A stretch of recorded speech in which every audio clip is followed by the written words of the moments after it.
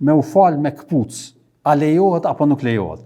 Për arsye se është një botkuptim në përgjithësi që nuk lejohet mu fal me këpucë, e saktë është që është e lejuar. Në fakt, duhet me pas parasysh, ndoshta kemi përmendur edhe në raste të tjera që në kohën e pejgamberit sallallahu alajhi wasallam xhamiat nuk ka pas shtroj, nuk ka pas tepia edhe shtroja të ndryshme, ka qenë dhe, ka qenë zall. Edhe zakonisht muslimanët kur janë fal, janë fut në xhami me nallme ose me këpuca ashtu që kanë pas vesh.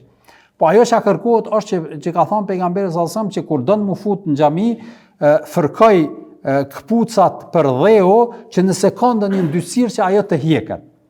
Kështu që nëse falesh në vende, në rrugë ose në bari ose zakonisht sikur që e falim edhe namazin e xhenazës në tokë, atëherë nuk ka nevojë mi hjek këpucë. Falesh me këpucë edhe është e lejuar, madje edhe nëse themi që kjo është më e saktë, atëherë nuk është gabim, për arsye se kështu është fal pejgamberi sallallahu alajhi wasallam në vende ku ka ecë me këpucë. Mirë po nëse është vendi ku hiqen këpucë, sikurse që janë shtëpitë, xhamit edhe vende të ndryshme, ose mundesh mu fal jashtë edhe ka shtroj edhe kërkohet me hjek, atëherë ma e drejta është me hjek këpucë edhe mu fal pa këpucë.